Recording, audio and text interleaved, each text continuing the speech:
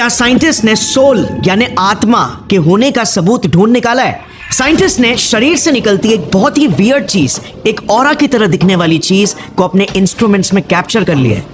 Internet पर भी आपने देखा होगा, कई रिपोर्ट्स ऐसा क्लेम कर रहे हैं। वेल, आप बिलीव नहीं करोगे साइंटिस्ट ने क्या देखा। इस इमेज को जरा ध्यान से देखना। यह है एक आदमी की अलग अलग समय पर ली गई तस्वीरें। इसमें ये जो ब्लू हिस्सा है वो नॉर्मल है, मगर जो ग्रीन, येलो और रेड एरियाज है वो शरीर का हिस्सा एक स्पेशल किस्म की लाइट को रिलीज कर रहा है। एंड नो, ये इंफ्रारेड कैमरा के इमेजेस बिल्कुल नहीं है जो बॉडी हीट को कैप्चर करते हैं। इंफ्रारेड इमेज भी आपको दिखा देता हूं, कुछ ऐसा दिखता है। बॉडी हीट सबसे ज्यादा मिड सेक्शन में होती है और इसीलिए ये एरियाज यहां पर लाइट अप हो रहे हैं, मगर एक्सपेरिमेंट में खींचे गए फोटोज में मिड सेक्शन तो जरा सा भी लाइट अप नहीं हो रहा है। देखना कैसे चेहरे के सेंटर में यही लाइट के पार्टिकल सबसे ज्यादा नजर आ रहे हैं, मगर वहीं पर एक मरे हुए इंसान का इमेज कुछ ऐसा दिखता है, एकदम नीला और बेजान। यह है एक और एग्जाम्पल। यह एक जिंदा चूहा और यह है एक मरा हुआ चूहा। सो ये चमकती हुई चीज आखिर है क्या, जो एक जिंदा जीव में दिखाई देती है बट वहीं पर उसके मरने के बाद अचानक से गायब हो जाती है और जो बॉडी हीट भी नहीं है? वेल, यही एग्जैक्ट सवाल साल 2009 में टोहोकू यूनिवर्सिटी के एक ब्रिलियंट जापानीज साइंटिस्ट मसाकी कोबायाशी को भी आया था, जिसका जवाब ढूंढने के लिए ही उन्होंने इस ह्यूमन लाइट वाले एक्सपेरिमेंट को परफॉर्म किया था।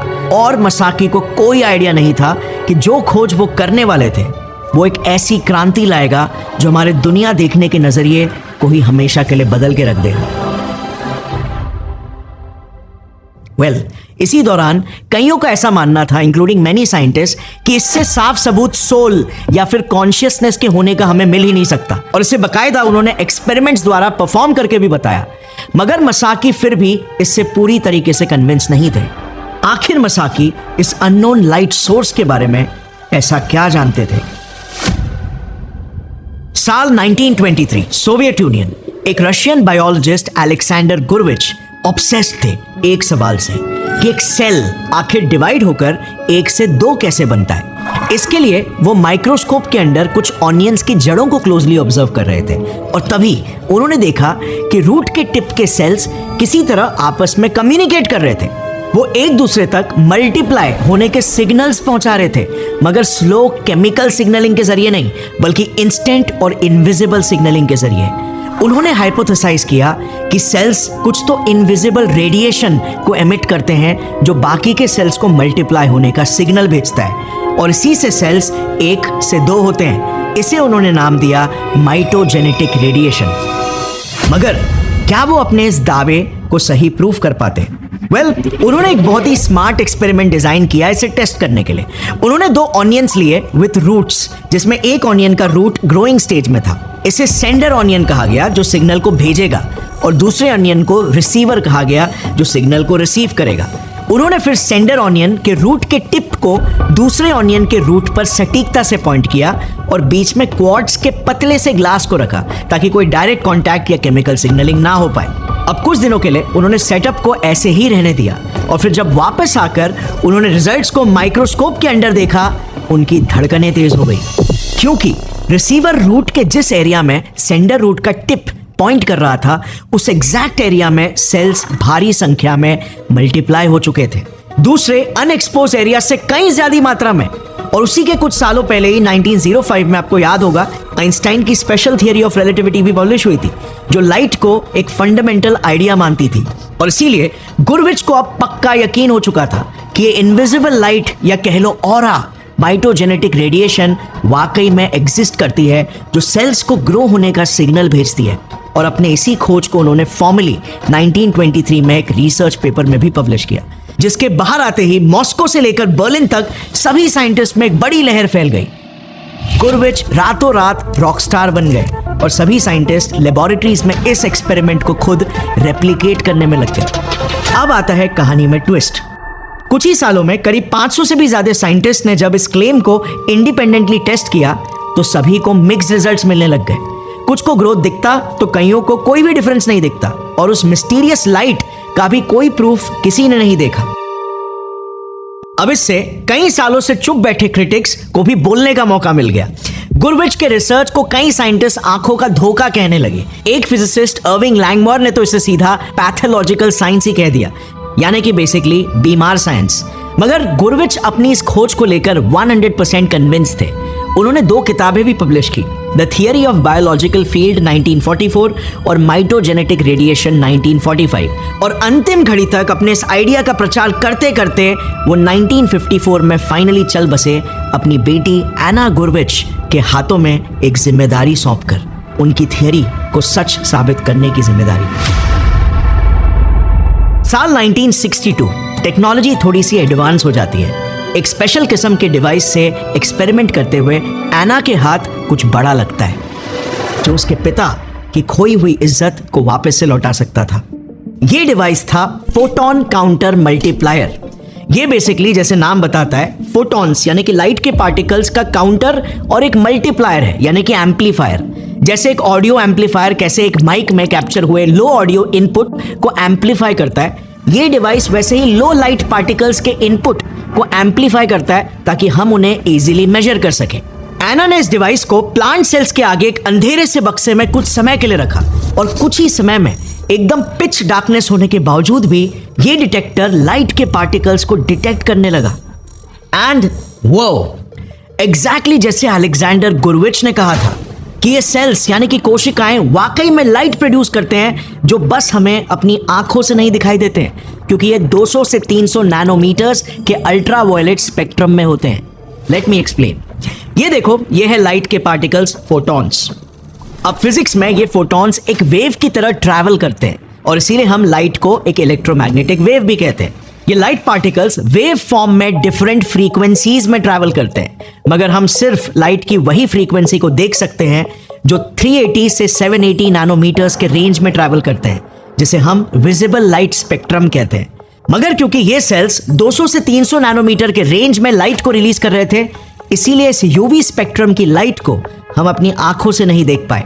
प्लस लाइट के पार्टिकल्स की संख्या भी डिटेक्टर ने बताया यहां पर एक्सट्रीमली कम रिलीज हो रही थी, बस 1 से 1000 फोटॉन्स पर सेंटीमीटर स्क्वायर पर सेकेंड, जबकि एक टिपिकल 60 वॉट के बल्ब का फोटोन एमिशन इतना होता है 1 Quintillion photons per centimetre square पर सेकेंड।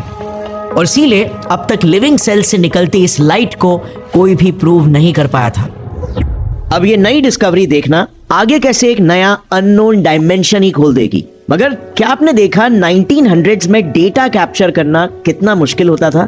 मगर आज fortunately data science, AI algorithms और मशीन लर्निंग मॉडल्स जैसे एडवांस टेक्नोलॉजीज अवेलेबल है, जिससे ये पूरा प्रोसेस एक तरह से ऑटोमेट हो गया है। और इसीलिए आज science, technology, management, marketing, business या इवन मीडिया, आप कोई भी फील्ड ले लो, डेटा साइंस, एआई और मशीन लर्निंग ऐसे फ्यूचर प्रूफ स्किल्स है जिनका डिमांड तो बहुत ही हाई है, बट अनफॉर्चुनेटली इन स्किल्स की ट्रेनिंग ना के बराबर है। बट यही प्रॉब्लम सॉल्व करने के लिए स्केलर, जो कि एक ऑनलाइन टेक लर्निंग प्लेटफॉर्म है, उनके पास इन सभी फील्ड्स में प्रैक्टिकल प्रोग्राम्स अवेलेबल है, ताकि स्टूडेंट्स सिर्फ एक डिग्री हासिल ना करें बल्कि करियर रेडी बन सके। इनफैक्ट यहाँ पर स्टूडेंट्स को टॉप टेक कंपनीज के इंडस्ट्री एक्सपर्ट से मेंटरशिप भी मिलती है। और अब तक स्केलर ने 15,000 लर्नर्स के करियर्स को ट्रांसफॉर्म भी कर लिया है। स्केलर ने गूगल, फ्लिपकार्ट, मेटा जैसे 900 प्लस कंपनीज के साथ भी पार्टनरशिप कर रखा है, जिनमें प्लेसमेंट्स करवाने के लिए स्केलर की टीम स्टूडेंट्स की मदद भी करती है। Plus Scaler learners also get access to 100 capstone projects. But सबसे अच्छी चीज ये है कि सब कुछ आपको सिंपल 2 साल के EMI ऑप्शन में भी मिल जाएगा, दैट टू विद 0 इंटरेस्ट। इनका लिंक मैंने नीचे डिस्क्रिप्शन में डाल दिया है। Do consider checking them out, क्योंकि अगर आपका गोल एक टेक लीडर बनना है तो Scaler can be your launch pad. And now let's jump back to our topic. अब नेचुरली इतने बड़े डिस्कवरी के बाद एक बार फिर से कई साइंटिस्ट गुरविच के काम में इंटरेस्ट लेने लगे। कई सारे बड़े सवाल रिलीज होने लग गए, क्योंकि इसका मतलब यह था कि हमारा शरीर भी लाइट रिलीज करता होगा, तो क्या इस लाइट का हमारे जिंदा रहने में कोई रोल होता होगा? कहीं हमारे बॉडी के मेन फंक्शंस इसी लाइट पर तो डिपेंडेंट नहीं? अगर हाँ, तो क्या हम किसी के शरीर से निकलते इन्हीं लाइट पार्टिकल्स को मेजर करके किसी इंसान के हेल्थ के बारे में बता सकते हैं क्या, कि उसे कोई छुपी संगीन बीमारी तो नहीं जो उसे समय से पहले साइलेंटली मार रही है, कोई छुपा हुआ कातिल जैसे कैंसर? फ्रिट्ज एल्बर्ट पॉप इन्हीं में से एक साइंटिस्ट थे जो 1970s में कैंसर रिसर्च को लेकर काफी ऑब्सेस्ड थे। इसी दौरान यूनिवर्सिटी ऑफ मार्बर्ग में उनके सामने गुरविच के रिसर्च पेपर्स आते हैं और वो इस पूरे living cells light particles emit करते हैं वाले कॉन्सेप्ट से बहुत ही फैसिनेट होते हैं। वो इन इतिहास में पहली बार बायोफोटॉन्स नाम देते हैं और इस प्रोसेस को अल्ट्रा वीक फोटोन एमिशन और इस पर और गहराई से रिसर्च करने लगते हैं। वो इन पार्टिकल्स के एग्जिस्टेंस को खुद सबसे पहले एक्सपेरिमेंट्स के जरिए टेस्ट तो करते हैं, मगर इसी के साथ वो एक बड़ा खुलासा भी करते हैं कि ये जो फोटॉन्स है ना, ये ऐसे ही रैंडम लाइट के लीकेजेस नहीं है, बल्कि ये सेल्स का, इवन हमारे शरीर का एक सोफिस्टिकेटेड कम्युनिकेशन सिस्टम है जो हर एक फंक्शन को रेगुलेट करता है, डीएनए रिपेयर से लेकर ग्रोथ और मेंटेनेंस तक। उन्होंने क्लेम किया कि ये बायोफोटॉन्स कोहेरेंट पैटर्न्स बनाते हैं, जिस पैटर्न के जरिए important biological information effectively communicate होती है। अब कोहेरेंट पैटर्न्स ये बेसिकली एक क्वांटम मैकेनिक्स का वर्ड है, जिसके बारे में अगर एकदम शॉर्ट में समझाऊं तो देखो, अगर कई सारे वेव्स एक ही पैटर्न या ऑर्डर में अलाइन होते हैं ना, फोकस होते हैं ना, तो उसे कोहेरेंट पैटर्न कहा जाता है। जैसे एक लेजर लाइट जो एकदम फोकस्ड तरीके से यूनिडायरेक्शनली ट्रैवल करती है, और इसीलिए इंटरनेट पहुंचाने वाले ऑप्टिकल फाइबर्स भी लेजर लाइट का इस्तेमाल करते हैं डेटा पैकेट्स पहुंचाने के लिए, क्योंकि इंटरफेरेंस ना होने की वजह से कम्युनिकेशन सुपर इफेक्टिवली होता है। बट वहीं पर अगर उन वेव्स का ऑर्डर एक जैसा नहीं हुआ तो उन्हें इनकोहेरेंट पैटर्न कहा जाता है। जैसे एक बल्ब फॉर एग्जाम्पल, जो जब ऑन होता है तो रैंडमली लाइट को चारों दिशा में छोड़ता है। इससे काफी इंफॉर्मेशन वेस्ट हो जाती है और कम्युनिकेशन वीक हो जाता है और ढेर सारा एक्स्ट्रा नॉइज भी क्रिएट होता है। मगर फ्रिट्ज एल्बर्ट पॉप ने कैसे ये कह दिया कि ये सेल से निकलती लाइट कोहेरेंट पैटर्न्स ही बना रही है? उन्होंने सारे रिलीज होते फोटॉन्स का एक स्टैटिस्टिकल डेटा निकाला, जिससे पता चला ये फोटॉन्स एक फिक्स्ड पैटर्न हार्मनी में निकल रहे थे, किसी सिंक्रोनाइज्ड म्यूजिक की तरह। इसी के चलते उन्होंने एक ग्रैंड थियरी को प्रपोज किया कि ये बायोफोटॉन्स एक सेल्यूलर रेडियो की तरह है, जो सेल का डीएनए रिलीज करता है और जो ग्रोथ, रिपेयर और इवन इम्यून रिस्पॉन्सेस के सिग्नल्स को पूरे शरीर में फैलाता है, जिन सिग्नल्स के प्रॉपर कम्युनिकेशन के ही जरिए एक शरीर प्रॉपर तरीके से काम कर पाता है। अगर इन सिग्नल्स में थोड़ा सा भी ग्लिच आ गया तो शरीर बीमार हो जाता है। जैसे उन्होंने दावा किया कि कैंसर सेल्स में इन्हीं लाइट पार्टिकल्स का कोहेरेंट पैटर्न डिस्टर्ब हो जाता है, यानी कि इन थियरी किसी के बॉडी में कैंसर छुपा है या नहीं, ये उनके सेल्स से निकलती रोशनी को स्टडी करके पता लगाया जा सकता है। काफी बड़ा खुलासा, राइट? ये सब इन्होंने अपनी 1989 की किताब बायोफोटॉनिक्स में भी पब्लिश किया। बट ये किस हद तक सच था, क्योंकि इसका सबूत तो अब तक हमारे पास नहीं था। मगर फ्रिट्ज एल्बर्ट पॉप एक बहुत ही कैरिस्मेटिक और इंस्पिरेशनल साइंटिस्ट थे, जिन्होंने अपने इस बड़े आइडिया को फैलाने में कोई कसर नहीं छोड़ी। वो कॉन्फ्रेंसेस में स्पीचेस देते, किताबें लिखते, बायोफोटॉन्स को इवन क्वांटम मैकेनिक्स के साथ लिंक करते, जिससे उनके इस आइडिया का दुनिया भर में बहुत प्रचार हुआ। और जर्मनी में international institute of biophysics establish करने के बाद तो Fritz Albert Popp father of biophotonics ही बन चुके थे। मगर पॉप के इन्हीं आइडियाज के फेमस होते ही मानो पूरी साइंटिफिक कम्युनिटी दो गुट्ठों में बट चुकी थी। पहला गुट था द बिलीवर्स का, जो पॉप के इन्हीं आइडियाज से इंस्पायर होकर इस पर और रिसर्च करने लगे, और दूसरा गुट बन गया द डिसबिलीवर्स का, जो इनसे बिल्कुल भी सहमत नहीं थे। उनका मानना था कि ये वीक बायोफोटॉन्स का कोई तो और ही एक्सप्लेनेशन होगा। Now let me ask you friends, अगर आप वहां पर होते तो आप किस गुट को चुनते और कौन एक्चुअली में सही था? आगे आप देखोगे कैसे पॉप के डिस्कवरीज ने साइंस और स्पिरिचुअलिटी के लाइन को ही कई दशकों तक के लिए ब्लर करके रख दिया। साइंटिस्ट तक समझ नहीं पा रहे थे कि क्या साइंस है और क्या स्पिरिचुअलिटी या मेटाफिजिक्स। इसका असर कुछ ऐसा पड़ा, इवन आज तक कई कॉमन लोग साइंस और स्पिरिचुअलिटी में डिफरेंस ही नहीं समझ पाते, साइंटिफिक प्रूफ्स और स्पिरिचुअल क्लेम्स स्लैश स्पेक्यूलेशंस में अंतर ही नहीं समझ पाते, और विश्वास और अंधविश्वास में फर्क नहीं पहचान पाते। Some people's auras are more weaker than others, and some people's auras are more, you gravitate towards them more, and that's the difference between a star and a non-star, to be frank. It's an energy, and that aura particularly, it grabs people's eyes, and not all people's nazar eyes is good. But ये video आज ये भी clear कर देगा पूरे historical और scientific context के साथ।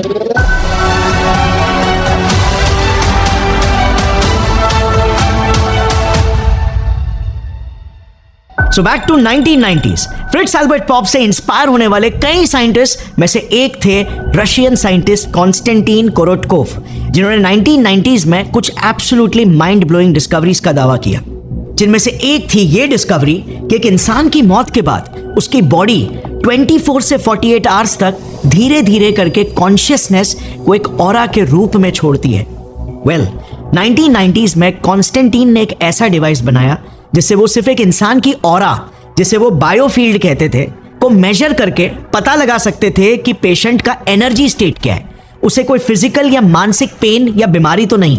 इस डिवाइस का नाम था गैस डिस्चार्ज विजुअलाइजेशन, GDV, और कॉन्स्टेंटीन का यह मानना था कि ये ऑरा कॉन्शियसनेस का ही एक सबूत है, जो सिर्फ एक इंसान के फिजिकल और मेंटल हेल्थ पर ही नहीं बल्कि स्पिरिचुअल हेल्थ पर भी डिपेंडेंट है।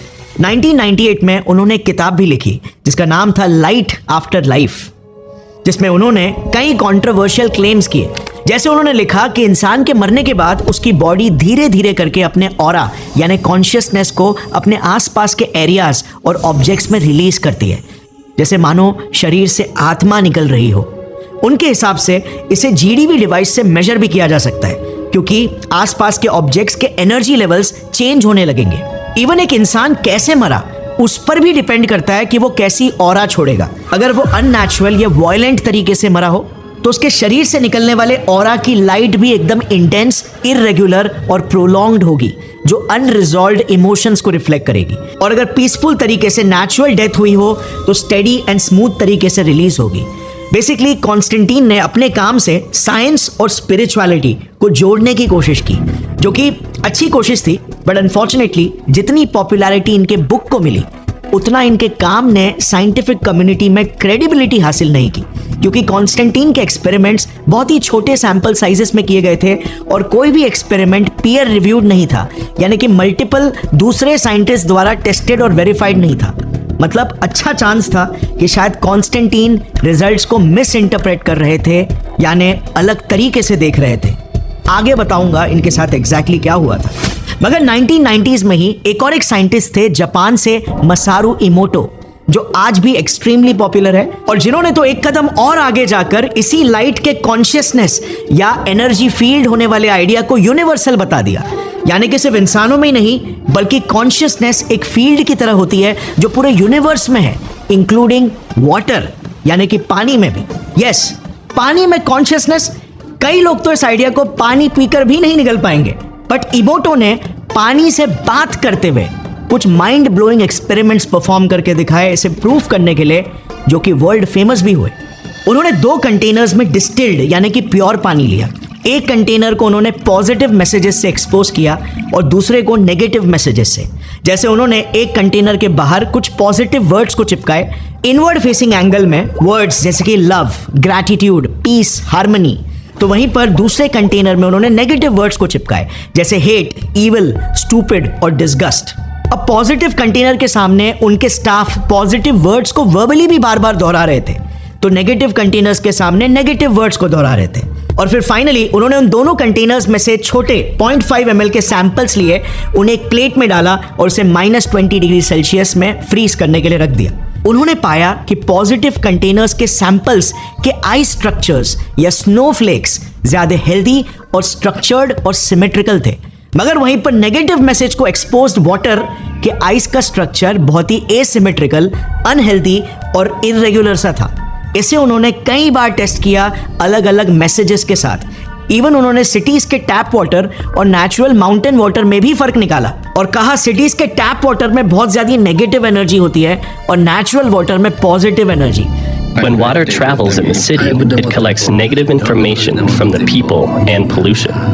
What concerns me is that water from any big city tends not to form beautiful crystals. इमोटो ने साल 2003 में अपनी किताब भी पब्लिश की, the hidden messages in water, जो न्यूयॉर्क टाइम्स बेस्ट सेलर बन गई। इवन आज भी इस किताब के अमेज़न पर 4.7 स्टार्स की रेटिंग है। सो क्या ये वाकई में सच था? क्या साइंस जो डिस्कवर कर रहा था वो कहीं ना कहीं स्पिरिचुअलिटी से कनेक्ट होते हुए दिख रही थी?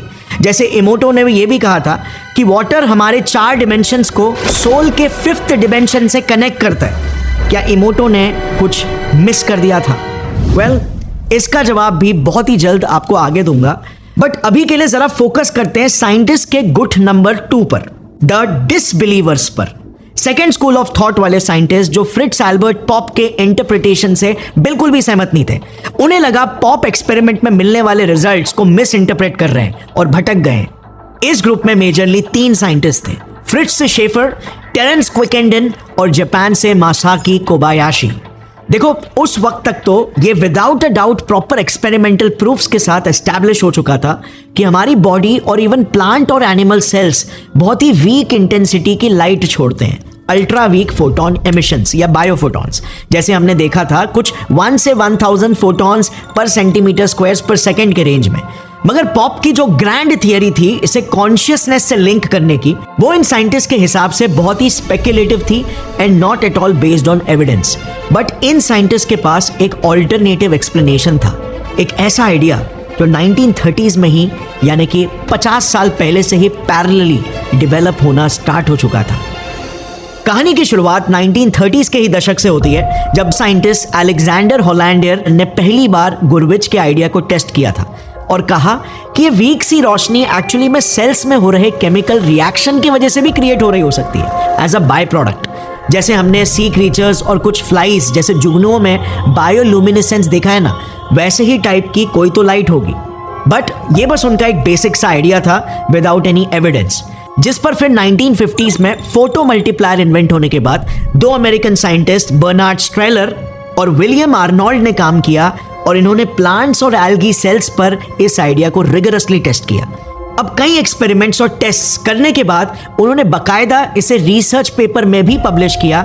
ये वाला research paper light production by green plants, वो भी एक proper peer reviewed science journal of general physiology में, यानी कि उनका ये रिसर्च अप्रूव्ड था बाय अदर साइंटिस्ट। इस पेपर में जैसे आप देख सकते हो इन्होंने रिवील किया कि ये जो रोशनी प्लांट से निकल रही है ये एग्जैक्टली प्रोपोर्शनल है प्लांट्स में हो रहे मेटाबॉलिक एक्टिविटीज यानी फोटोसिंथेसिस से।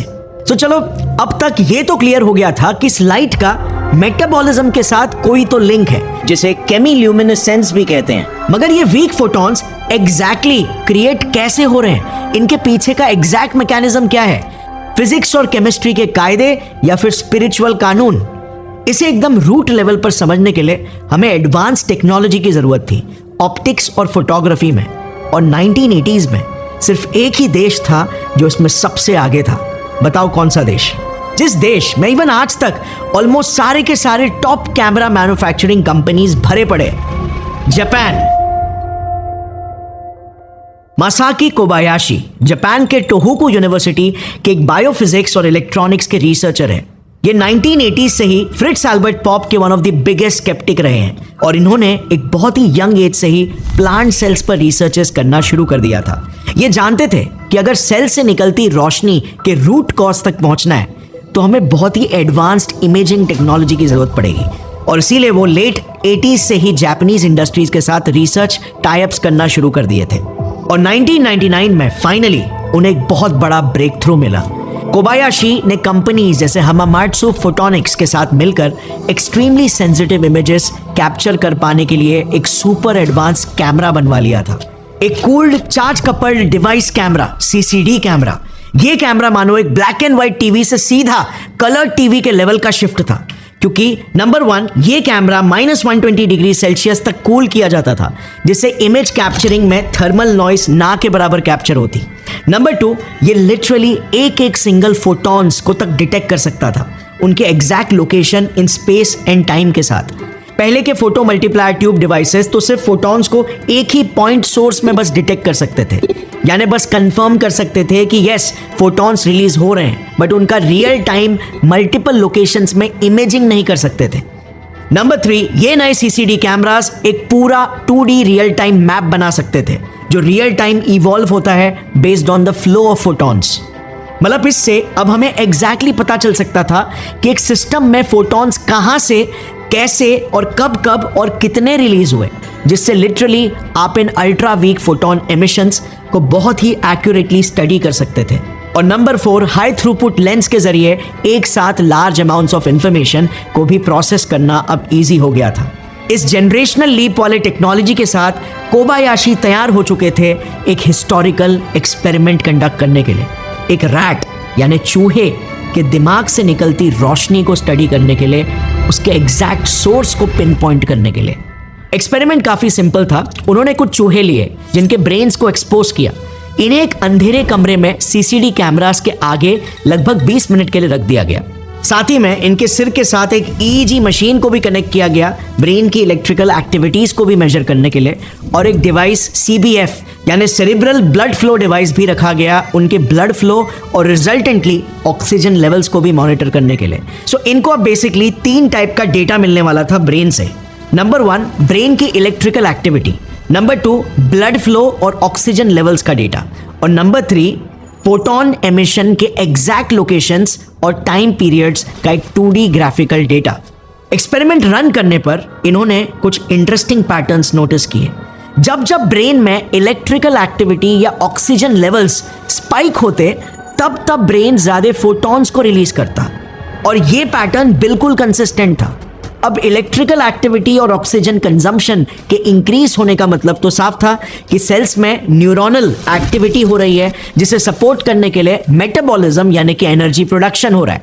और जब जब मेटाबॉलिज्म होता है तब तब क्या ज्यादा जनरेट होता है as a byproduct? Well, एक तरफ नॉर्मल प्लेन वाटर और दूसरी तरफ आरओएस यानी रिएक्टिव ऑक्सीजन स्पीशीज। अब वाटर तो क्लियरली फोटॉन्स एमिट नहीं कर रहा, सो ये आरओएस यानी कि रिएक्टिव ऑक्सीजन स्पीशीज कहीं ये तो छुपके से लाइट एमिट नहीं कर रहा। वेल, इस एक्सपेरिमेंट के डेटा से with proofs and evidence Kobayashi ने कुछ इंपॉर्टेंट डिस्कवरीज की है। जैसे नंबर 1 कि एक चूहे का दिमाग स्ट्रेस की वजह से लिटरली ग्लो करता है। यस, ये लाइट पार्टिकल्स फोटॉन्स एक एनिमल सेल में सेल मेटाबॉलिज्म के वजह से क्रिएट हो रहे हैं। नंबर 2, इस मेटाबॉलिक स्ट्रेस से आरओएस जो मेटाबॉलिज्म का ही एक बाय प्रोडक्ट है के लेवल्स भी इंक्रीज होते हैं। और नंबर 3 सबसे इंपॉर्टेंट, जैसे जैसे आरओएस इंक्रीज होता है वैसे वैसे फोटॉन्स भी इंक्रीज होते हैं। सो कहीं यही आरओएस ही तो फोटॉन्स के लिए रिस्पॉन्सिबल तो नहीं? क्या आरओएस ही वो छुपा हुआ चोर है जिसे हम आत्मा या कॉन्शियसनेस का सबूत समझ रहे थे? वेल, कोबायाशी इतनी दूर आकर यहीं पर नहीं रुकने वाले थे। अभी तो एक बहुत बड़ी डिस्कवरी और एक बहुत बड़ी क्रांति लाना बाकी था, क्योंकि अगर ये खोज सही थी तो इससे लिटरली कैंसर जैसी जानलेवा बीमारियों को समय से पहले ही रोका जा सकेगा। 2007 में कोबायाशी ने आरओएस और इस अल्ट्रा वीक फोटोन एमिशन का कॉजल लिंक कंफर्म करने के लिए एक और एक स्मार्ट एक्सपेरिमेंट कंडक्ट किया। इस साइंटिस्ट का बस एक के बाद एक ब्रिलियंस देखना। इन्होंने 2 काउपी प्लांट्स लिए और उन पर जानबूझकर एक स्पेशल किस्म का वायरस क्यूकम्बर मोसैक वायरस छिड़का। ये इसीलिए क्योंकि उन्हें उस प्लांट में एक एलर्जिक रिस्पॉन्स ट्रिगर करना था। अब एलर्जी में होता क्या है? आसान भाषा में बेसिकली और स्ट्रेस क्रिएट होता है। So more stress is equal to more ROS, और टेक्निकली बात करें तो बॉडी सेल्स को मारने लगता है ताकि वायरस फैले नहीं, जिससे इन टर्न सेल्स का टर्नओवर रेट बढ़ता है यानी कि मेटाबॉलिक स्ट्रेस बढ़ता है और नतीजन आरओएस। सो इन शॉर्ट, अगर एलर्जी ट्रिगर किया जाए तो आरओएस बढ़ेगा। अब अगर आरओएस ही वो छुपा रुस्तम है तो इसके बढ़ने के साथ फोटॉन्स रिलीज भी बढ़ने लगेगा। अब यहीं पर आता है एक और एक स्मार्ट मूव। इन्होंने एक प्लांट में पहले से ही एक पावरफुल एंटीऑक्सीडेंट टायरॉन इंजेक्ट करके रखा था, जो एक कॉमन आरओएस सुपर ऑक्साइड यानी कि O2 के साथ बाइंड होकर उन्हें डिस्ट्रॉय करता है। और फिर जब इन्होंने दोनों प्लांट्स में फोटॉन्स की मात्रा को मेजर किया तो ये देखा, नंबर 1, एग्जैक्टली जिन जिन एरियाज में जहां पर एलर्जी ट्रिगर हुई थी वहीं पर फोटॉन्स की संख्या स्पाइक हो गई थी। यानी प्लांट्स लिटरली एक्स्ट्रा ग्लो कर रहे थे वायरस से फाइट करते वक्त। इनफैक्ट एक ग्रेडियंट ही क्रिएट हो गया था, यानी जितना वो एलर्जी एरिया से नजदीक उतना ज्यादा फोटॉन्स। नंबर 2, एंटीऑक्सीडेंट टायरॉन ने इन फोटॉन्स की इंटेंसिटी को 50 से 80% तक कम कर दिया था, विच क्लियरली मेंट कि आरओएस ही इन फोटॉन्स का मेन कॉज था, क्योंकि एंटीऑक्सीडेंट्स तो आरओएस को ही तो कम करते हैं। इन्होंने फाइनली प्रूव कर दिया था कि आरओएस ही वो एक्चुअल रीजन है जिस वजह से हम ग्लो करते हैं। हम कितने आगे आ चुके थे इन बायोफोटॉन्स की रिसर्च में। स्पिरिचुअलिटी और स्पेकुलेशंस की दुनिया से वापस प्रैक्टिकल, लॉजिकल और हार्डकोर एविडेंस बेस्ड साइंस के डोमेन में। अब हाँ, इसका मतलब ये था कि हम इनसे सोल या कॉन्शियसनेस को तो डिटेक्ट नहीं कर सकते, बट कैंसर्स जैसी जानलेवा बीमारियां को 100% डिटेक्ट कर सकते हैं। 1995 में कोबायाशी ने चूहों पर किए एक्सपेरिमेंट्स में ये तो प्रूव कर लिया था कि कैंसर सेल्स नॉर्मल सेल्स के मुकाबले 1.51 से 4.73 टाइम्स ज्यादा ग्लो करते हैं।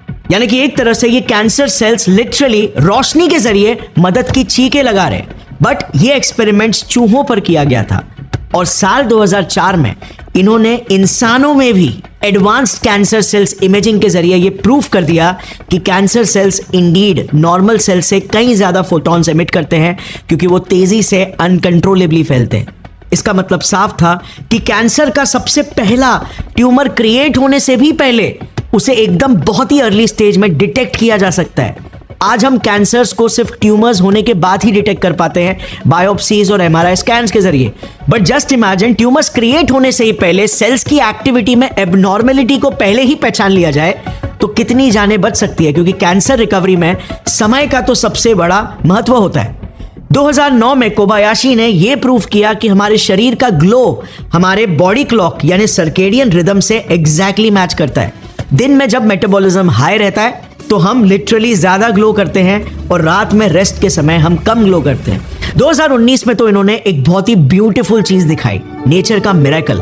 एक कैटरपिलर से बटरफ्लाई बनने के एवोल्यूशन के दौरान बॉडी का ग्लो कैसे चेंज होता है। अगर आपने अपने बचपन में पोकेमॉन देखा है तो उसमें कैसे जीव विकसित होने से पहले ग्लो होते हैं। वेल, रियल लाइफ में भी काइंड ऑफ यही होता है। मॉर्फोलॉजिकल ट्रांसफॉर्मेशन के समय बस सिर्फ ग्लो हमें आंखों से नहीं दिखाई देता है। और इसी साल इन्होंने ये भी प्रूव किया कि अगर आप धूप में बाहर ज्यादा घूमते हो तो आपकी स्किन पर ज्यादा यूवी एक्सपोजर पड़ने की वजह से आरओएस बढ़ेगा, जिससे बायोफोटॉन ज्यादा रिलीज होंगे। So basically UV induce skin damage को बायोफोटॉन से डिटेक्ट किया जा सकता है। ये इतना बड़ा एरिया है फ्रेंड्स कि इसमें मेडिकल एप्लीकेशन का कोई लिमिट ही नहीं है। शरीर में allergies, chronic inflammation, mutations, abnormalities को हम बस उनके ग्लो से ही समझ सकते हैं। और जैसे इस फील्ड में आर्टिफिशियल इंटेलिजेंस जुड़ जाएगा और डेटा लाइब्रेरीज बनेंगे, डॉक्टर्स सिर्फ पैटर्न्स के ही आधार पर फटाक से प्रॉब्लम को आइडेंटिफाई कर पाएंगे। Cancer research is increasingly powered by data. Now we have the tools to make a huge difference to human life. This invention has huge potential. But finally, इससे पहले मैं ये बताऊं कि कॉन्शियसनेस की थियरीज बनाने वाले साइंटिस्ट कहां पर गलत हो गए थे। आपके दिमाग में ये सवाल नहीं आया क्या कि आरओएस की वजह से एग्जैक्टली फोटॉन्स कैसे क्रिएट हो रहे हैं? इसका एग्जैक्ट मैकेनिज्म क्या है? वेल, कोबायाशी ने अपने 2014 के इस रिसर्च रिव्यू में इसे सजेस्ट किया। बेसिकली इस प्रोसेस को एकदम शॉर्ट और इजी लैंग्वेज में अगर एक्सप्लेन करूं तो देखो, आरओएस होता क्या है। हमारा सेल एनर्जी प्रोड्यूस करता है और आरओएस इसका एक वेस्ट प्रोडक्ट है। जैसे नाम बताता है, रिएक्टिव ऑक्सीजन स्पीशीज। ये ऑक्सीजन बेस्ड मॉलिक्यूल्स होते हैं जो बेसिकली एक्सट्रीमली रिएक्टिव होते हैं। रिएक्टिव क्यों? मोस्टली दो रीजंस की वजह से। नंबर 1, या तो इनमें अनस्टेबल इलेक्ट्रॉन्स होते हैं, यानी कि इनके लास्ट शेल में इलेक्ट्रॉन्स की कमी होती है, जिसे पूरा करने के लिए ये इधर उधर भटक रहे होते हैं। जैसे फॉर एग्जांपल सुपर ऑक्साइड या O2।